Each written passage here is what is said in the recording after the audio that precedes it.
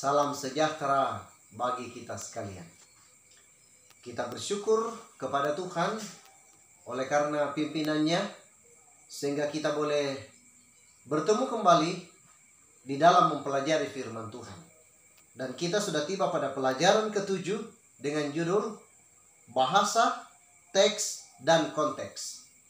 Tapi sebelum kita belajar, mari kita tunduk kepala dan kita berdoa. Ya Tuhan, Allah kami, Allah Abraham, Ishak, dan Yakub, Allah yang sama yang kami sembah sampai pada hari ini. Kami mohon kiranya Roh Kudus-Mu akan menuntun kami untuk belajar firman-Mu, sehingga kami lebih mengenal Allah dan kehendak Tuhan di dalam kehidupan kami.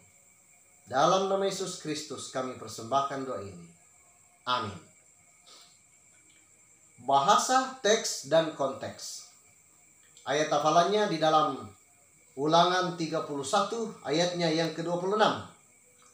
Dia katakan, ambillah kitab Taurat ini dan letakkanlah di samping tabut perjanjian Tuhan Allahmu, supaya menjadi saksi di situ terhadap engkau.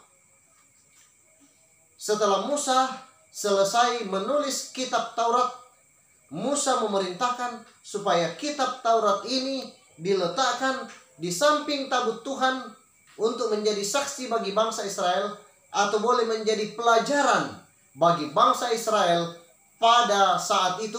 Oleh karena Musa mengatakan bahwa kenapa ini menjadi saksi? Oleh karena selama ini bangsa Israel itu keras tengkuk dan tidak menurut kepada Tuhan.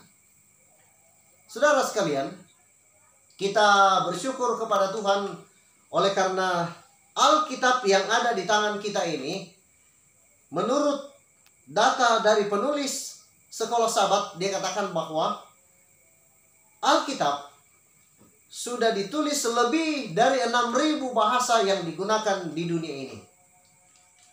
Dan dikatakan bahwa Alkitab Perjanjian Lama dan Perjanjian Baru sudah diterjemahkan ke dalam 600 bahasa, termasuk bahasa Toraja yang kita kenal dengan Surah Madatu. Jadi kita bersyukur Alkitab juga sudah ditulis dalam bahasa kita. Dan juga Perjanjian Baru khususnya sudah ditulis lebih dari 2.500 bahasa. Ini pun kurang.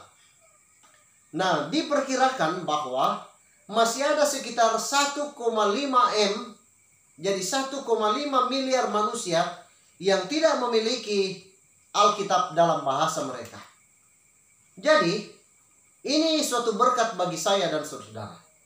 Makanya jangan kita anggap biasa, dan jangan kita ragukan bahwa Alkitab kita walaupun diterjemahkan dalam berbagai bahasa, itu sudah tidak asli.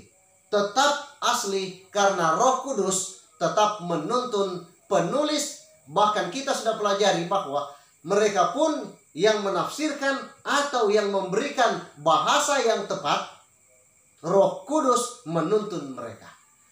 Oleh karena itu, mari kita baca Alkitab setiap hari. Jas Merah berkata bahwa dulu Alkitab di Eropa tidak bisa dekat kepada orang biasa, dan orang dilarang membaca Alkitab. Tapi kita bersyukur dengan adanya reformasi, ini tidak terjadi. Sekarang ini bebas kita membaca Alkitab. Makanya saya mengajak kepada kita, mari kita ambil Alkitab kita baca setiap hari, sehingga kita mengenal Tuhan di dalam firman-Nya dan apa yang Tuhan kehendaki, khususnya bagi keselamatan kita umat manusia. Kenapa? Oleh karena Amos 8 ayat 11 dikatakan bahwa sesungguhnya waktunya akan datang. Demikianlah firman Tuhan Allah. Aku akan mengirimkan kelaparan ke negeri ini.